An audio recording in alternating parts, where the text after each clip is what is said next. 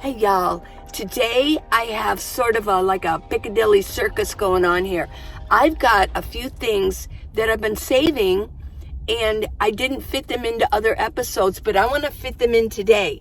There's just a menagerie thing, so I'm going to kind of throw them out here just a little bit. Nothing is coordinated. It's, they don't link up very well except for van life. This is van life. This is my van life, and I'm Minivan Lee, and I live in my minivan, yeah. Well, okay, so let's start with number one. I'm going to throw this out here. Butane. This thing just comes off so easy. And I have talked about this many times about your butane, that you need to be careful because under here, if that gets depressed down, that's what releases the butane. So when you put this in your stove, here's your little notch there. You put this in your stove and then you put the lever down. This engages this and pushes it in. So if that gets pushed in, it's going to release butane. Well, I had a good friend. She's getting ready for van life. And she was driving to her storage with a bag of butane canisters. One got loose out of the bag and she didn't realize that. And it rolled under her passenger seat. Well, it obviously, she said a couple of days later, she started smelling something. Well, the canister obviously got wedged in such a way that it was every once in a while releasing butane out. So it can happen. I've mentioned it, and you don't want to get poisoned by that. So what I do with my extra butanes, as soon as I buy my butane, and I'm going to store it. I always store it upright, by the way. I store it over here on the one that I'm using, and it's upright. It's too easy for this thing to get knocked off and then depressed, that thing. So what I do is I take strips of Gorilla Tape, and I put it across and just tighten it up, and then I store it. I've got about 15 of these stored in my storage unit, and when I need one, in fact, I probably should go grab one, yeah, and I just take the tape off and store it in here. Number two, okay, I have talked about getting rid of a little spoosh in my belly, right? It's not like I have a fat around my stomach area, my abs, but there's always been this little, like a spoosh, right? So I just want to share this, okay? I don't want to just keep talking about my body, but I do want to share this. I found on YouTube, this one gal said it's the absolute only successful way to get rid of that little excess. It's that there's two different ab walls in here. There's outer and there's inner, okay? To get the inner ab walls worked. Okay, so here's what I found, and I've been doing it, and I'm really kind of noticing that I'm getting the belly back, the abs that I had, and I had a really good abs way after having 4 children. I worked out at Gold Gym in Tucson. There's no more Gold Gym in Tucson, but I actually had a trainer. I was buff, not competition buff, but I was buff. So this was really tight, but I haven't been working on it as much as I should have been. Okay, so here's the absolute. I've been doing it, and I'm noticing a difference. Let's pretend like I'm standing up. I'm just going to show my belly. She said, what you do is you stand up and you take a deep breath in and then let it all out and suck it in really hard and just hold it. Hold it. More. Release. Okay. I could feel that. If you want to try that, it's not easy. Let's do one more. Take a deep breath in.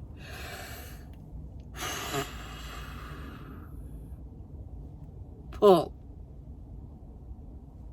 More.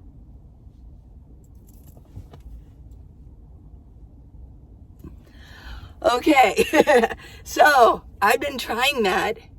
I've been doing that when I'm at the gym and doing maybe 5 of them, and then later I'll do 5 more. So I'm just going to keep doing that. And honestly, it feels like it's a little bit tighter. So as time goes on, I'll let you know how I'm doing with that. So there's I was thinking about, remember the potbelly remark. And there's my dog, by the way. Potbelly remark. Remember that on Pulp Fiction with the boxer? It was Bruce Willis, and then his girlfriend, I forget what her name. I've seen her in a lot. I just don't know her name. She's French. But remember, she says, I want a potbelly. I want a potbelly. Well, I don't want a potbelly, okay? Okay, number 3, I'm just going to add this in. Yesterday's video, I talked about the puppy thing again, and I had a lot of comments, oh my gosh, about, well, you don't seem like a very good dog person. I don't think you should get a dog. You really didn't own that many dogs. I didn't know that you had to have dogs when you were, although I did have one when I was a child, not for I don't remember forever, but we did have a dog, and I did own a dog. I owned a pug. Yeah. So, when I had children. Okay. So, but I didn't know you had to, I guess you can't teach an old dog new tricks, but I did want to just mention, yeah, this is a safe little dog here. I did mention that I probably wasn't going to get one, and I'm not sure why I kept getting all this advice and not to get one. And I did mention the $4,000 dog. It don't mean I was going to buy it. I was just mentioning that they're $4,000. That was in no way indicative of me going out and giving $4,000 for a dog. So I just said I'd reiterate that, okay? Okay, yeah, I'm not getting a dog, not this year, but I eventually will. And by the way, I was with Abby for 3 years, and I was training her for a while. So I'm not like completely useless when it comes to dogs. Just thought I'd mention that, okay? Okay, here's a reminder for all of ya, okay? Now, I know there's some people that are still smoking out there and some people still vaping. I want to put this into proper perspective, okay? You can go 30 days without food. You can go 3 days without water. But you can only go 1 to 3 minutes, depending on who you are, without oxygen. Take care of your lungs, okay, everybody? Yeah, doesn't that put that in proper perspective? You can only go at the most, for normal people, 2 minutes without oxygen. Okay, just wanted to remind you. Okay, next is sunblock versus sunscreen. I talked about that, and I kind of got the idea that some of you weren't understanding what I meant. Sunscreen is filled with chemicals. When you put sunscreen on, it's usually got numbers like 30, 70, something like that, right? And it's got chemicals in it. So what happens is when you put it on your body, you're supposed to wait 15 to 20 minutes before going into the sun, into the UV rays, because it needs to absorb in. Doesn't it sound kind of gross? You're putting chemicals and absorbing them in. Sunblock is different. It's a natural mineral, and that's why it's so effective. It's zinc oxide is in there, like the lifeguards would put on their nose. Only it's a different formula, but it's the same thing. It's a safe mineral. There are no chemicals involved in it. So I just want to mention that the difference. So when I said sunblock, I really did mean sunblock. I just didn't mean an overall sun thing that you put on your body. No, there's sunscreen and there's sunblock. Got it? Okay, cool. Okay, next I want to mention your goals. How you doing with your goals? Did you write things down? Are you still going with it? I want to remind you.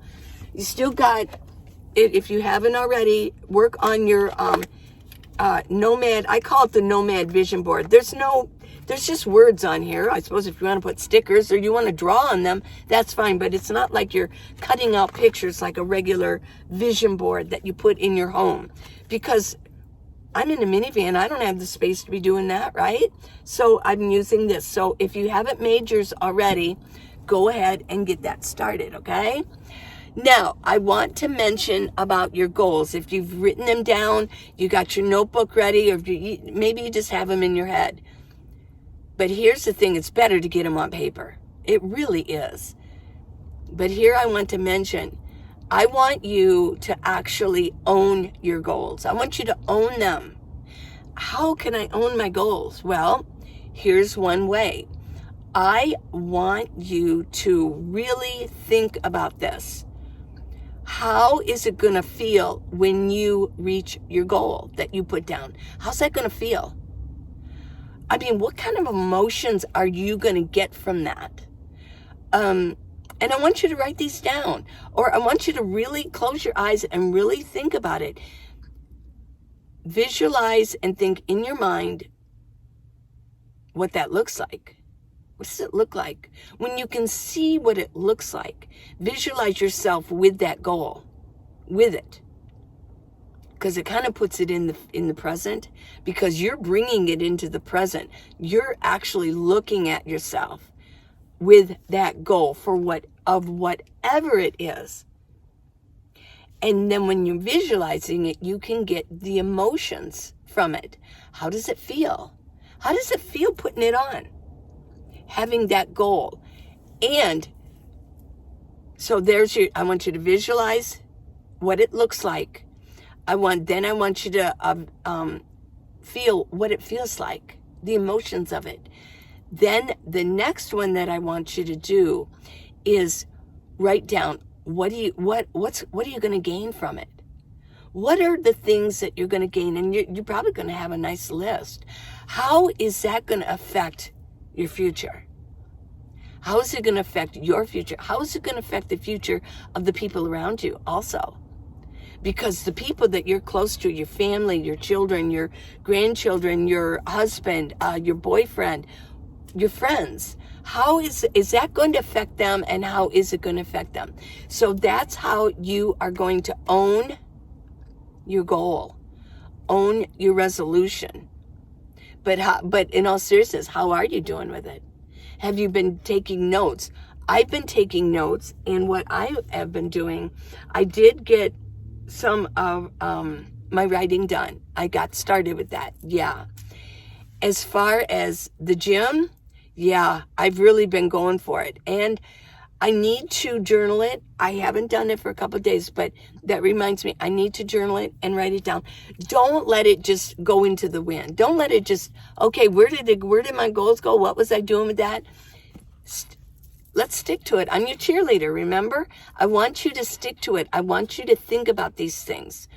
Because what you hold in your head, you're going to hold in your hand. If you're not holding it in your head anymore and you think, oh, what's the use, right?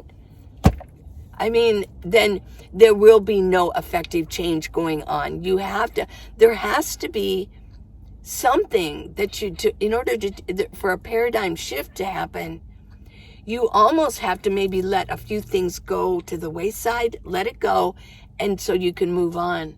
Yeah. Okay, well, there's your goal reminder.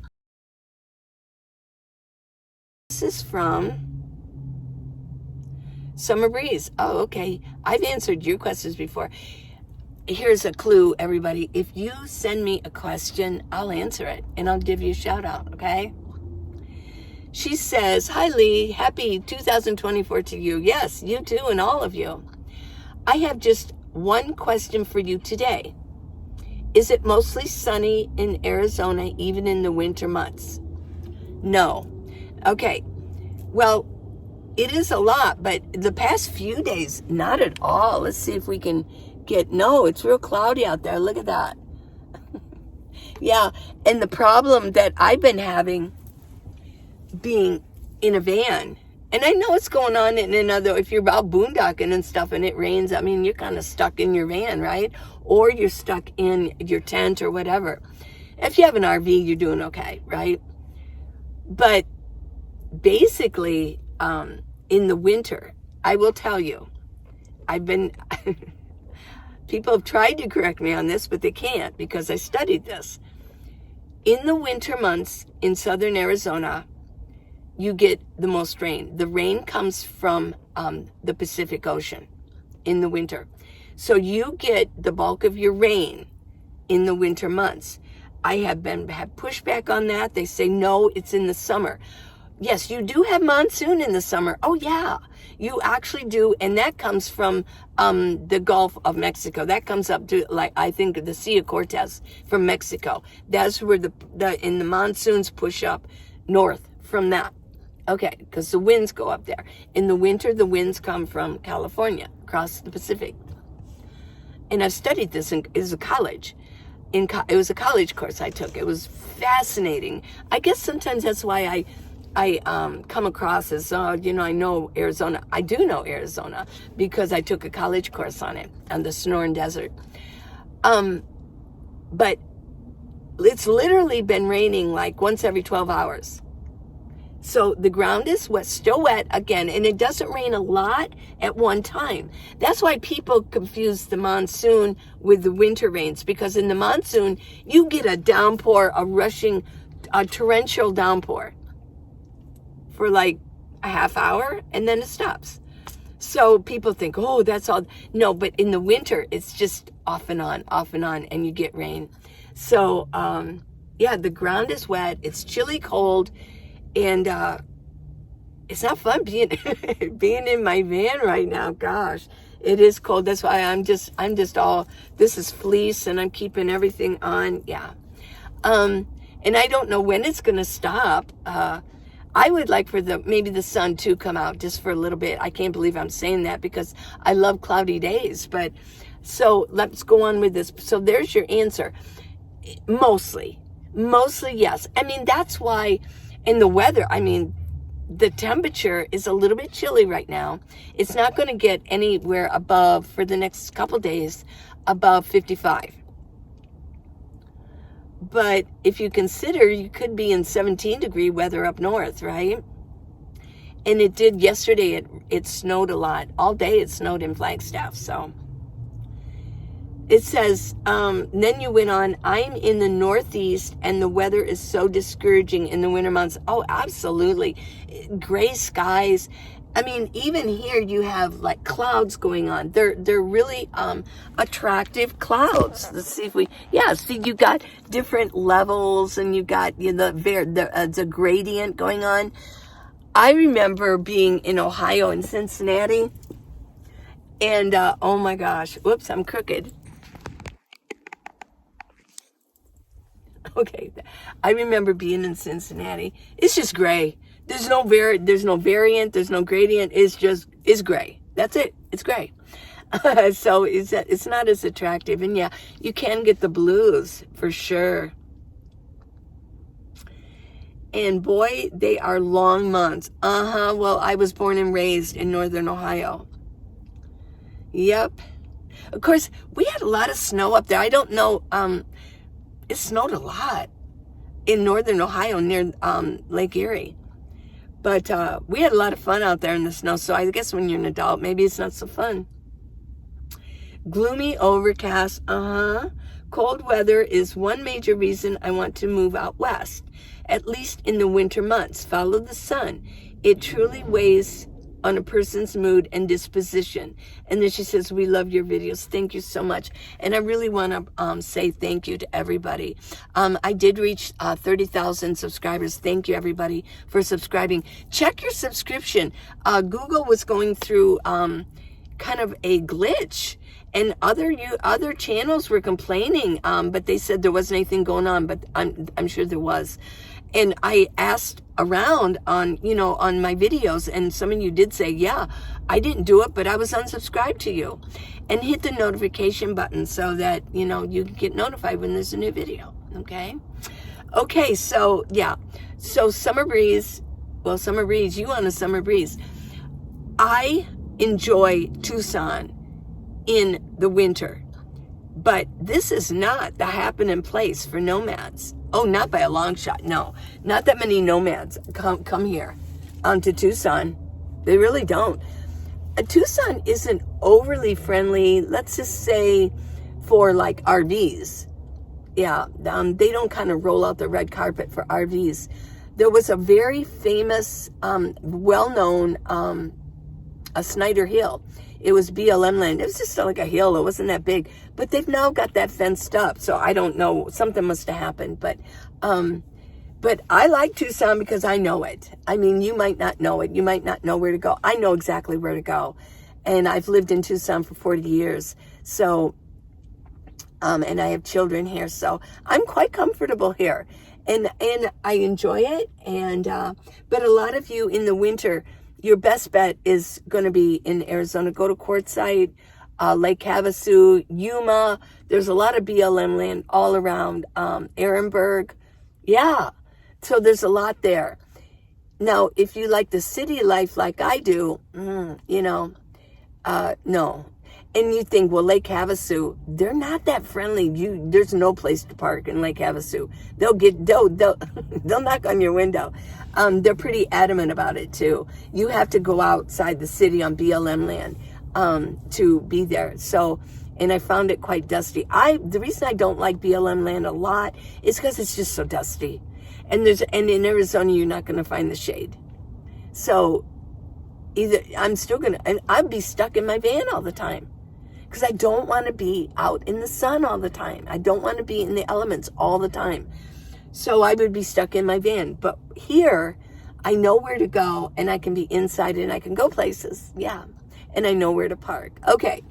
So thank you I've got some more questions for tomorrow. I'll keep asking me questions, and I'll give you a shout out. So I hope you enjoyed this. Thanks for spending time with me today. I love it. I absolutely do.